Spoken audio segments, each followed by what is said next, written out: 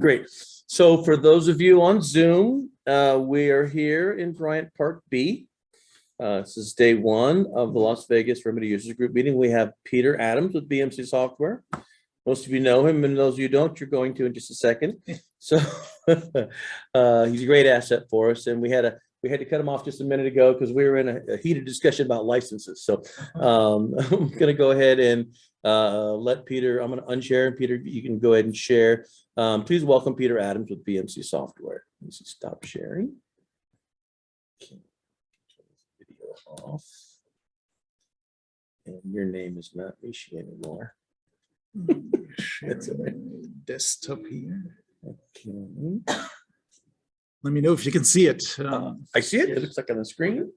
Good. Okay, great. I think we're ready to go. And welcome everybody. Super excited to be here. We haven't had one of these sessions for quite a while.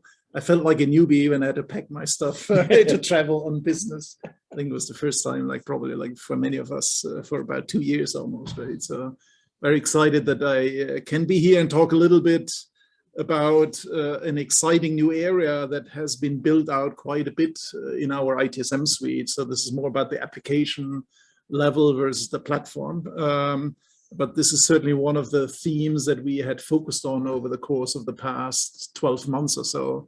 Aside from many other exciting things around platform convergence, this was at the app level probably one of the key themes that we focused on, right? So I want to provide an overview of what we've done here over these past 12 months with a little bit of a demo as well. And then at the end, a little bit of a look forward into which direction we're going in this area, right?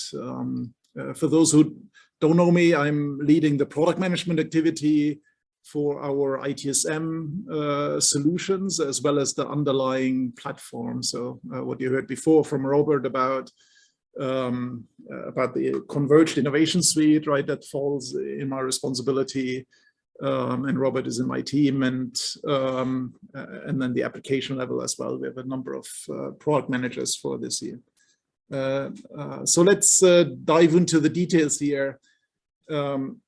If you observed our messaging, what we do around incident management over the past, let's say, 5 years, you probably have heard a lot about, self-service, shift left, chatbot, client management, knowledge management. I mean, all these things to really make the service desk super efficient when it comes to dealing with employee issues, right? And that still is an important aspect for us, right? As you know, we have a dedicated team that focuses on this end user experience that builds out solutions like DWP, chatbot, etc.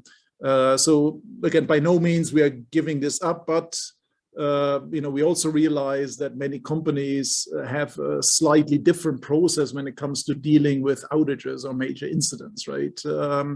And so that is typically a bit different process.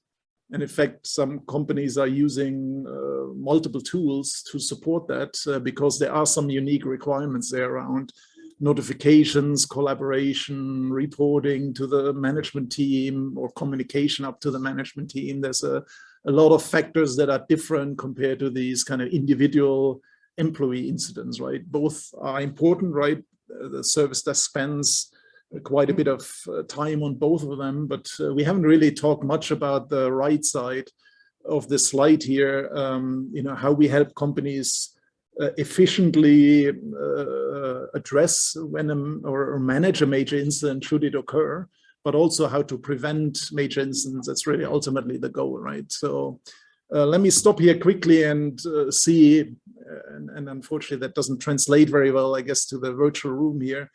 How many of you or your customers are using ITSM exclusively to manage major incidents, right? By a show of hand, 2, 3. How many are using a mix of ITSM on the one hand, like for the incident, but then also other tools like, I don't know, Xmatters, Everbridge, all kinds of tools? Okay, there's quite a bunch. I mean, that's also what we observed. There was quite a lot of tools that were involved in this process outside of our solution. Again, for alerting to some degree, and that's still something we don't cover. that at least for now will stay. But then they were also using nodes to track any kind of issues, right? They were some people had started creating custom extensions for incident management. So a lot of it kind of was handled outside. And again, we wanted to make sure that we can deliver value to our customer base inside of our remedy solution, right? Or our ITSM solution, right? By the way, when we looked at this topic, or when we are looking at this topic, we look at this comprehensively end to end, not just about, hey, there's an incident record, now I have to manage it, right? We look at this from the early start, how do you even identify if you have a major incident, to the prevention part on the right side, right? So how do you learn from a major incident? How can you detect it early before it actually turns into a major incident, or how you can prevent it in the first place completely, right? So we don't just look at it from purely from an incident management solution inside of the ITSM suite, right? But we wanted to look at this holistically and say, hey, these things happen. They're extremely sensitive for customers, right? Because there's a lot at stake when an outage happens. And so what can BMC overall deliver in terms of this value, right? So what you see in some areas goes beyond just the core ITSM suite itself, right? We are leveraging assets from many areas. In fact, one thing that you may have heard talk BMC more about is this idea of ServiceOps, right? The idea that you would leverage not just service management information, but also information from the ITOM or AI Ops area, and you leverage that jointly to make better decisions and to get to better outcomes, right? And that's what we typically call service ops. Now, one of the domain area where this is particularly valuable is this topic of, again, major incident or outage management, right? Because the monitoring side is an extremely important part here, right? In being able to predict something may happen in the future, right? So again, this is a prime example where we are bringing assets from our service management solutions together with assets from our ITOM or AI Ops solutions, and trying to, again, help companies be extremely efficient in managing these major incidents, or even preventing them, right? Now, I want to go through a couple of capabilities that we built out over the past 9 to 12 months here. Again, this was clearly a focus area for us, and this is all still fairly new. Many of these things are not available unless you move to a 21.x version. And so from that perspective, we know it's not widely used today because you have to move to 21.x first, but we want to, again, inform our customer base about the value that we deliver for them in these areas. So the first capability that I want to talk about is this ITSM Insights module that we built. Now, this module basically looks at incidents in the ITSM system, and it uses AI technology, natural language understanding, and clustering algorithms, ultimately to identify if incidents are similar or not, if they're ultimately about the same issue or not, right? And again, this applies even to incidents that are registered or logged with different description, different summary, etc. Right? For those situations, it's pretty hard to understand, are they really about the same thing or not, right? And that's reality that most incidents are logged in a slightly different way. I mean, there's templates, yes, but again, usually incidents coming from multiple sources, and templates are not always used, right? So what it does, it looks in real time into the incident flow, the new ones that come into the service desk, and it in real time clusters the similar ones together. And so the boxes that you see here, the panels that you see, really reflect the cluster of incidents that are new coming into the service desk, right? And the idea here is that by clustering, you get a better picture of what's happening currently in the environment, right? So you look at, again, only the new ones that are coming in, you cluster them together, you see here there's 61 issues around web methods, currently open new incidents that have flown into the system.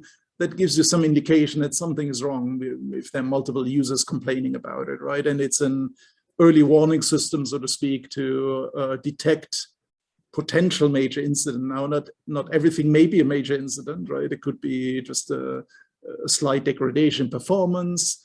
It could be other reasons, but at least that's an indicator that somebody has to look into it, right? And again, it's done in real time, with the corresponding AI technology to kind of cluster them together. Now, there's a second use case where we make use of the same technology. I'll talk about that in my second presentation, but from a major incident management perspective, this is an important one because you want to identify major incidents as early as possible, right? So that's one we released in 2102, and in every subsequent release, we kind of build this out. Then the second part, what is very valuable is this idea that Robert presented earlier, right? Now that you have Innovation Studio part of the environment, you can actually use this visual process definition to trigger a process when you have a major incident, right? So you can kick off these processes in Innovation Studio from AR system workflow. And so when you have a major incident, you can basically kick this off, and it then can orchestrate a response, even including third-party integrations, right? So that way you can basically trigger additional processing, whether it's some kind of notification, additional notification you want to trigger, whether it's integration with external systems. There's a variety of things that you can do from here. By the way, the way how to do the third-party integrations, there's a few integrations we've done natively in the process engine itself, in the process editor, but you also can kind of bridge over into our iPaaS solution, which is available as well. This is a full no-code third-party integration bus, where you have a huge amount of third-party modules available.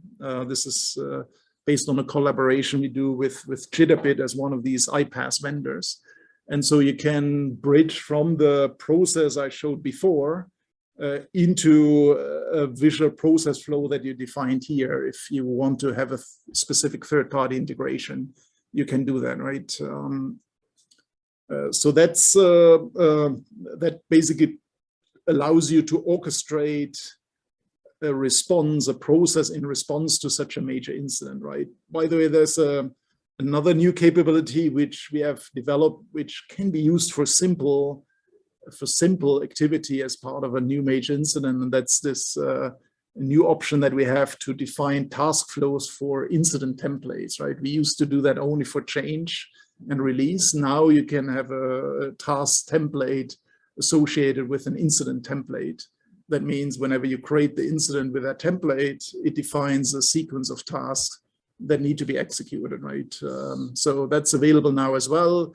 Now, the previous model here is a lot more powerful and flexible, but for simple activity, if you just want to create a task or two or three in a certain order, you can use the task system for that as well, right? By the way, this is not restricted to major incidents. It applies to any incident template, but that's one use case where you can make use of it, right? Now, a big enhancement overall for this topic of major incident then came in the recent release 21.3. That's our most recent one. By the way, we do plan to release this on-premise in about a week or two. So very soon you'll have this 21.3 release also on-premise available. It's going to be called 21.301, but again, has actually a few additional capabilities that you'll see. So this.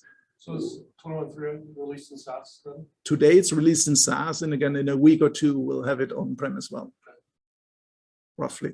Now, everything in the future is subject to change. I don't need to emphasize that, but we're fairly close here. I think the risk that something major would happen is fairly small here, right? So again, that's a major piece of work that we did. So what it does here is basically it allows you to, it's based on the incident module that we have. We didn't want to create a separate record for major incidents, but we extended it. And if you flag an incident as major one, and there's a full life cycle behind it, by the way, I'll show a quick demo in a second on how that looks like, then you can, specify additional information basically, right? So there's a whole life cycle from a standard incident to a major incident candidate to a confirmed major incident. You'll have additional fields. Again, you do the corresponding reporting based on this flag that you see here in the top right corner of the screen, right? So is there a new relationship to sub-incidents like? No, you can still have duplicate relationships, but we felt we didn't need to create a new one. Again, you can use the duplicate relationship. In fact, I should have mentioned that one thing you can do here as part of this UI is when you see a cluster and you drill down into the detail on each of these cards, you can drill into the details. You can create bulk duplicate relationships from here. So you basically drill down into cluster, you pick the incidents that are in the cluster, either all of them, or you can leave some out if something was accidentally clustered in there. And then you can say, I want to tie all of these as duplicates to a specific parent record. That would be your major. That would be your major. It would not automatically be a major incident. It would just create the duplicate relationship. But you could take that parent and then mark it as a major one if you want to. Right? So again, there's no extra relationship. It's using the duplicate, but we have a better way of handling this in bulk, let me say it that way, with this clustering capability, right? By the way, should also have added it earlier. This today is right now only available in SaaS. This release in a week or two will also be the first time that we release this AI capability on premise. This ITSM Insights one. Now, this one on premise requires a separate license. I don't want to call that out. In SaaS, it's a bit different, but for on-prem, if you wanted to use this capability, it would require an add-on license. Right? Is the license for the capability itself, or is it? Yeah, it's a user license as well. So any user who wants to use this part would have to have an add-on license on top of the service desk or suite one that they have. Again, in SaaS, it's a little different, right? We have a slightly different packaging in SaaS, right? But again, at least it's available on-prem starting. Does that include the cognitive piece of it as well? Does it have to tie Not back? yet. It's a good point. So the license that you need to buy is a general AI license for ITSM. It's not specific to this capability. It's one in general that is expected to cover all AI capabilities on-prem. So it's not just a major incident, it's AI. Correct. All the AI capabilities for ITSM. Now, in the first release, this ITSM Insights is the only thing that's capable. And the counterpart, this proactive problem management, the flip side that I mentioned before, right? These two use cases, they are the first AI capabilities that will have on-prem. The classification part still requires SaaS, right? But we will sooner or later have that on-prem as well, and then it's part of that same license, right? It's just technically not available today, the on-prem classification one, but we are working on that. So in about 6 months, we should have the classification piece also covered on-prem, and it would be part of that same license. Right? So what are the three AI, or AI, you got chatbot? Yeah, chatbot is a separate solution. We have for ITSM, we have mainly the classification related use cases, which is categorization, email response, problem root cause recommendation. You can even use it for custom use cases. So there are a bunch of use cases that are related to what I call classification algorithms, right? And again, we'll first have to build such a classification algorithm on-prem before the on-prem ITSM solution can use it, right? That's going to be there in about 6 months from now. Right? But then so that's one side. This ITSM Insights capabilities, the second part with two use cases. Again, the real-time one that I talked about here, and then there's one that looks at historic tickets. That's more used for problem management. That's it so far, but we do look at other options as well. I mean, I'll talk about that later in my roadmap. We have some more use cases in focus for ITSM AI capabilities. Right? But chatbot, again, chatbot is a separate solution. Right? Yeah, so again, this was clearly a major development. Now, a good example of how we leverage, again, information from our AIOps solutions in our portfolio is this probable cause capability that you see here, the widget that's called probable causes, right? So the idea here is that we'll contact our AIOps solution, we get the information and we visualize what are the likely nodes that are causing this issue, right? Based on the service model that you've discovered, right? The topology will identify of all the things that are involved in the service, these are the most likely nodes that have caused this issue. And that's based on AIOps capabilities that look at multiple data streams and past changes and lots of data to make that prediction, right? Now, within the incident screen, there's only this high-level info, and you can take action from here. You see that here on the right side through these 3 dots that will open up this menu, and you can use that to say, hey, somebody needs to investigate the server, what were the recent changes, or create another change to fix this. So you can take action from here. But it also accelerates the resolution time, right? Because you're kind of getting a suggestion what you need to look at, right? Now, the AIOps solution itself has a lot more detail that, you know, you can look at the topology, you can look at the metrics and everything. So there is a way to branch over into the AIOps solution from here in a context-sensitive way. So you say, hey, I want to look at more details. It basically cross-launches into AIOps, and then you see, you know, a lot more information, not just the probable causes, but were the key events here, the history, again, topology information. You see lots of information here, basically, right? That's the drill down, the troubleshooting portion, if you wanted to use that, right? But you can at least invoke it from the incident screen here, right? Any questions on that so far? Again, So AIOps is a new branded product? Yeah, AIOps is a separate solution. It's part of our monitoring and operations portfolio, IT operations portfolio. It's not TrueSight stuff, is it? No, I mean, as you may know, we have introduced a new solution called BMC Helix Operations Management. It's a completely rebuilt solution.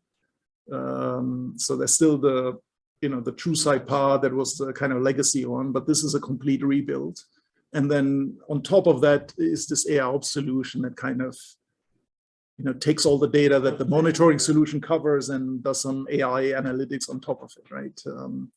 On-prem or only SaaS? Both, but again, also container-based deployment. That's our standard model for on-prem these days. So it basically taps into this intelligence on the operations side, right? That basically looks at all these feeds, metrics, etc., and makes a prediction. It taps into this solution and brings it up here on the incident screen. Of course, you have to have licensed AIOps to be able to see that, right? If it's not licensed or enabled, you wouldn't see that portion here, right? You would just see the standard incident screen. By the way, the major incident piece here does not require a separate license, right? That's covered as part of the standard incident service desk license that you're used to, right? Just the AI part, the AI part. Just the AIOps part or the ITSM Insights part that we looked at earlier, right? Well, on-prem, it requires it. So the other part that we introduced just recently based on this, the 21.3.01 update that just came out a few days ago on SaaS. Again, we'll have that in on-prem in a week or two, is this support for collaborative work on these major incidents, right? It's I think no surprise for anybody here. When you have a major incident, it's usually all hands on deck. It's a very collaborative approach, right? We've talked about collaboration for a while. If you remember, we talked about swarming and all these kind of things. And some of that applies to kind of standard individual incidents from an employee as well. But specifically in the major incident area, collaboration is absolutely necessary, right? And so what we built here is usable across the board, but it certainly applies. A prime example where it applies is major incident management, right? And what we've done here is basically build a bridge between ITSM and MS Teams as an enterprise collaboration tool. Today, it's only available for MS Teams. Our research has shown that's extremely widely used in many enterprises now. We do look at other options, potentially supporting it for Slack and other ones as well. We don't know yet exactly when and how. Right now, it was clearly number one was MS Teams, and then there's a bunch of other ones that we consider, right? But the concept, you could argue, could apply to other ones as well, right? So was that portion built in ARS side, or was it built in Innovation Studio side? which one? The launch, the screen itself? Yeah, so the screen is PWA. Right. This major incident functionality is only available in PWA, which is built on the AR system. If you want to say so, right, you'd have to go into Dev Studio if you want to make changes to it, right? Okay. So it's an active link off a button that's triggering the Teams launch. Correct. Okay. Yeah. The major incident team members that are automatically added to the MS Teams group, what defines the incident team members? Yeah, so, and I'll show that a little bit later on. Part of what you can track here for a major incident compared to the regular incident is there's a few more assignments, because you typically have a major incident manager assigned as a role, even sometimes have a communication coordinator assigned.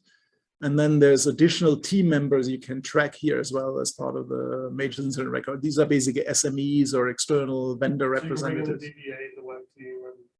If you wanted to make them part of the team, you can track who's part of the team. And then again, that is used for this ChatOps, that is used for reporting, for other things, right? You know, basically you can track who participated on working on this major incident, right? Again, you'll see that later on in the demo here. That screen says 21.3.01, and the other ones say just .3. Yeah, we again, we had initially a release, gosh, it was I think in October. That was our initial 21.3.00 release, and then yeah, I should have said 00. And then we did recently an update also in SaaS that provided this additional cross-launch capabilities. Basically, we had started to develop it, but didn't quite get ready for the 00 release, so we kind of released it in SaaS for this 01 release. And then with the upcoming 21.3.01 for on-prem, we'll have this covered as well. So, so again, what this button does ultimately is create a group in MS Teams, bring all the people over that you're tracking as part of the major incident. They're going to be invited to that group. And then you can use that group to collaborate, you know, on this fixing this major incident, right? Now, on top of just creating the group and collaborating, we also have enhanced the way how you collaborate and interact with the ITSM system within Teams itself. Again, we had talked to some degree about this as part of our swarming story. At the time when we built the first integration with MS Teams, this was very command line driven, right? You basically had to type something in, and then it would ask you a text question, and you just had to type something in, very kind of text oriented, right? You can see here, the user interaction is much more powerful, right? And it's because we have built basically a native MS Teams app that provides a much better experience with these cards, and you just click on buttons, etc. A much better experience compared to this text-oriented approach, so to speak, right?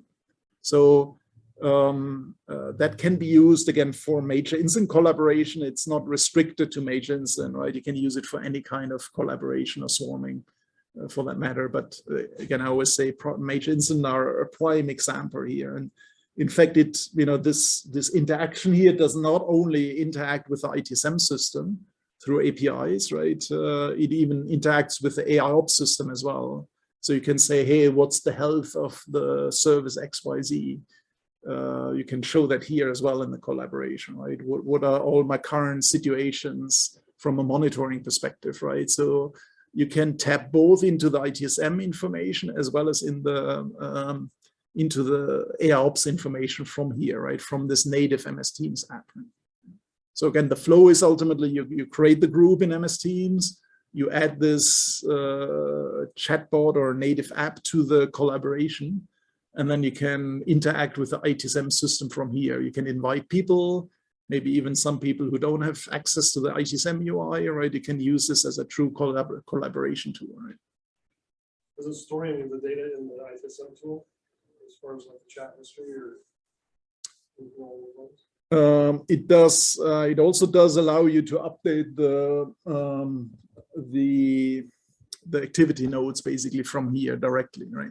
So you wouldn't have to go back to the ITSM UI and take notes. You can basically add something directly here. You'll see that in the demo action.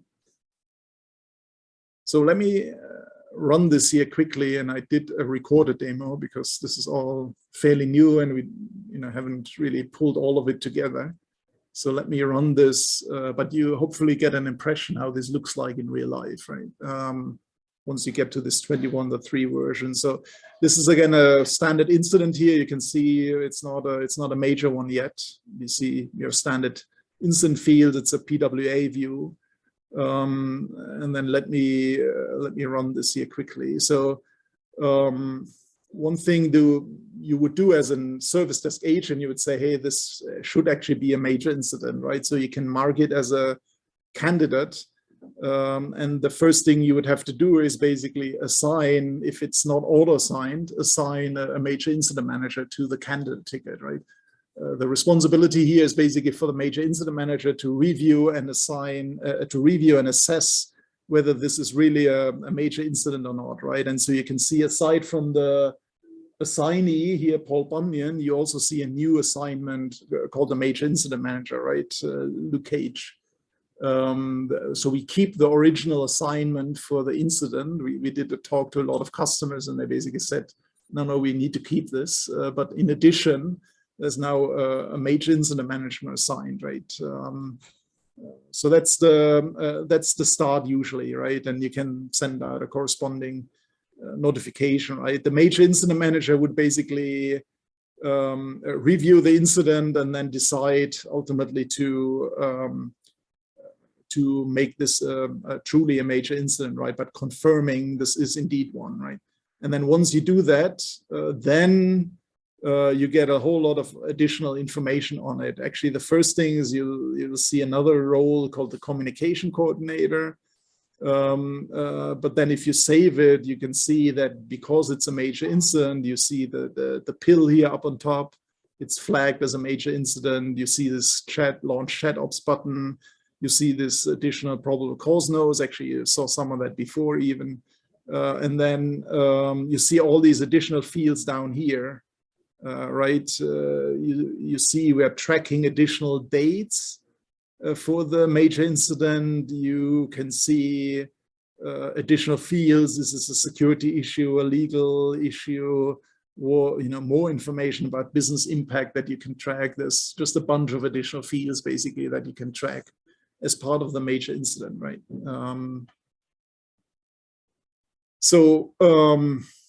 At that time, you can, again, aside from the additional assignees, like the major incident manager or the communications coordinator, you can add additional team members to the incident, right? With this action here, add team members, right? And you can specify what role they play and, what access should they have, what should they be able to do, etc. Right? So this basically builds out ultimately a list of people who are involved in the major incident, right? You can see what they should have access to, what kind of role they are in general. So you could add subject matter experts who couldn't modify anything around the incident itself, but they would have access to it, and they would be part of any future invite, for example, around post-mortem, right? You'll see that that's something that we're looking at for the future, right? So in general, lots more information that you can track. And the idea is that we want to avoid that organizations have to use any other tool like like Microsoft Notes or anything to track all this information, right? Because in the end, you can use it for valuable information. Now, again, if you go here, you see this a probable cause node here, right? Again, that's with 66% probability, this specific server has caused the issue, right? That, again, is the information that comes from the AIOps solution. And if you click on this view details, then it ultimately launches into the AIOps solution, right? Again, that provides a lot more detail. Now we're in the AIOps solution. You can look at topology information. So there's again, a lot more information available to figure out what's been going on in that environment, right?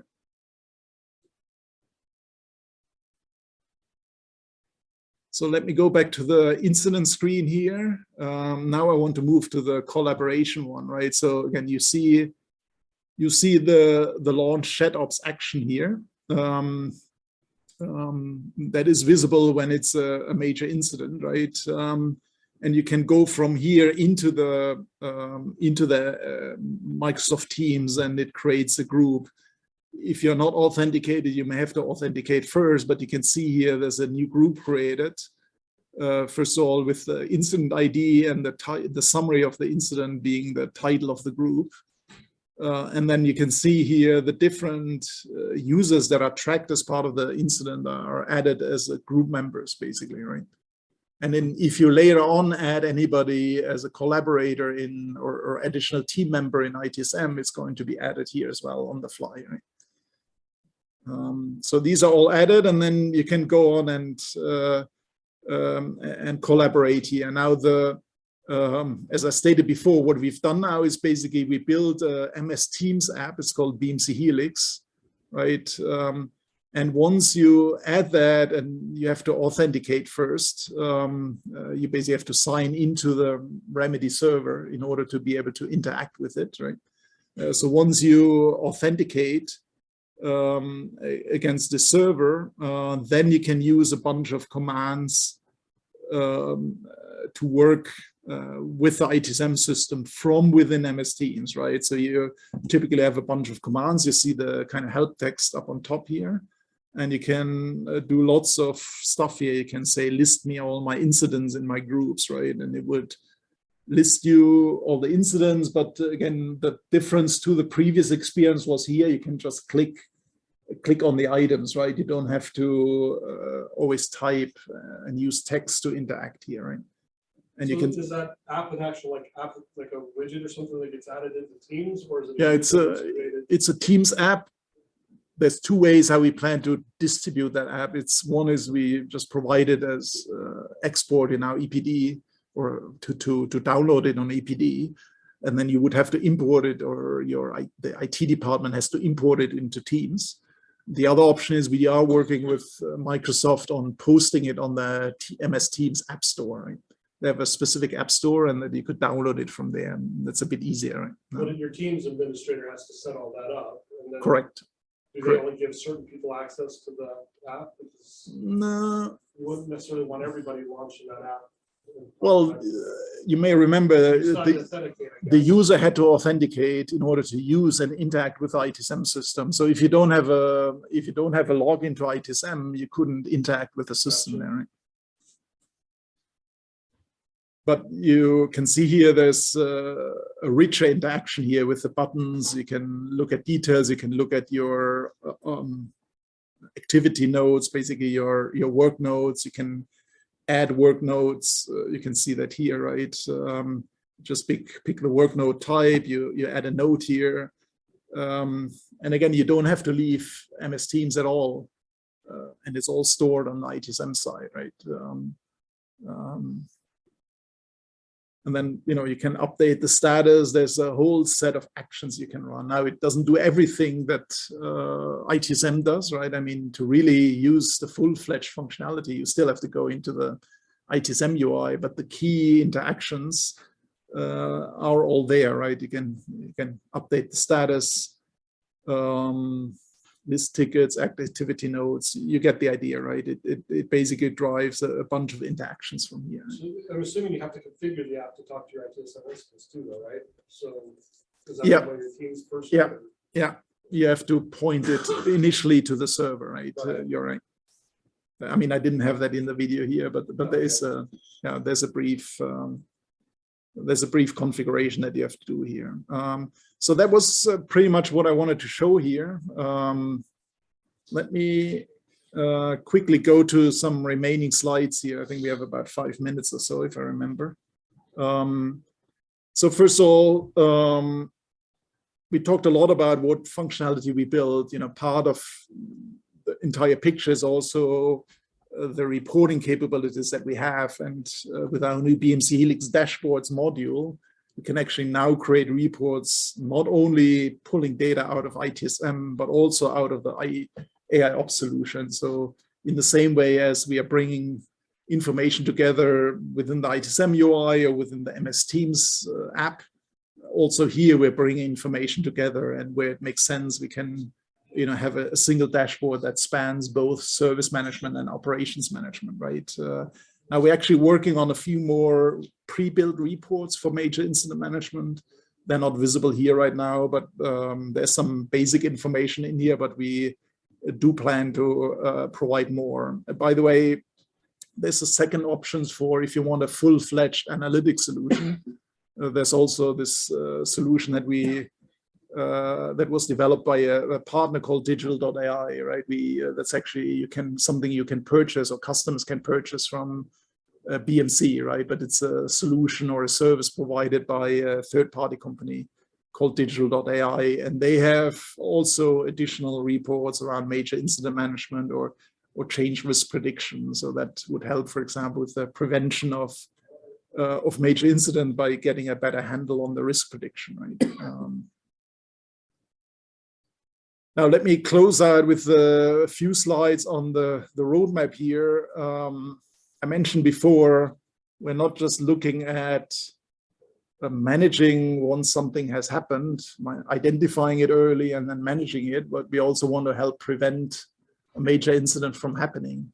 One thing that we are working on, and for now it's primarily on the AIOps side, is basically a functionality that will predict that in a fairly short time frame something will happen around major incident. The idea here is basically we're monitoring a bunch of system metrics.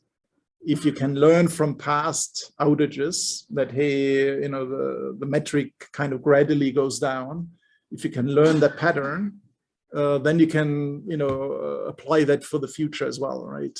If the same pattern occurs, you can make a prediction. Now, this will not allow you to, if somebody cuts the cord, that's not something you can predict, right? But in many cases, these outages happen gradually. It's not like everything is perfect and suddenly everything is dead, right? There's a deterioration. And if there's a pattern that happens over and over again, we can detect it. And that will at least give you a little bit of heads up, right? So that's something we're actively working on. Most of the prediction happens on the AIOps side.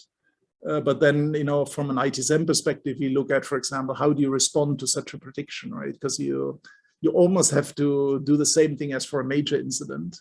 You have to alert people. They have to, you have to bring in the right people to make a quick decision. So in many cases, it's similar to a major incident, but it's not quite the same if it's just a predicted major incident, right? And so we're looking at how to best support that from a workflow perspective, right? The second topic that we are actively looking at is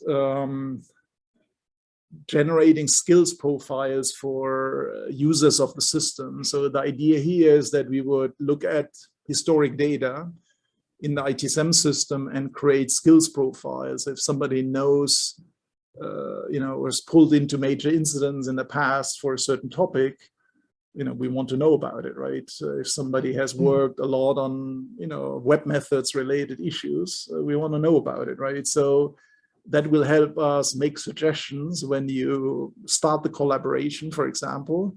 You can invite or suggest some people to reach out to some people based on their skill set, right? So that's something we are investigating, right? How can you automatically create the skills profile and then use it, among other things, for this major incident collaboration, right?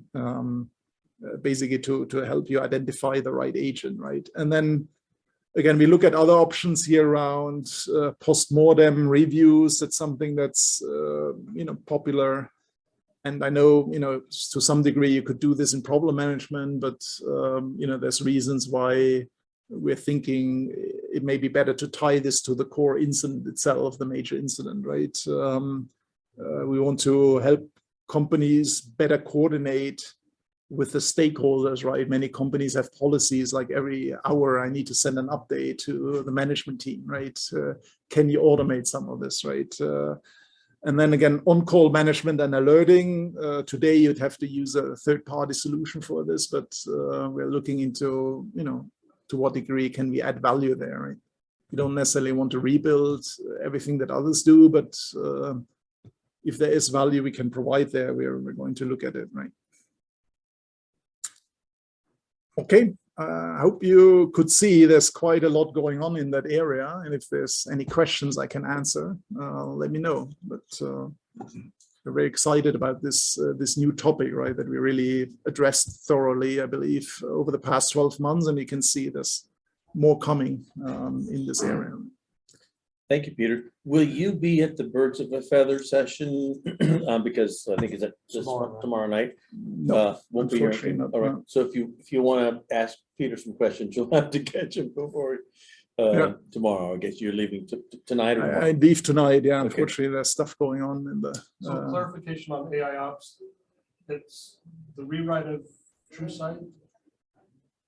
Or Yeah, is there a migration? BMC Helix operations management, you could argue, is somewhat a rewrite. Again, it has this AIOps layer on top of it, right? So it covers the core monitoring piece and event management piece, but on top of it, there's this AIOps module. Right?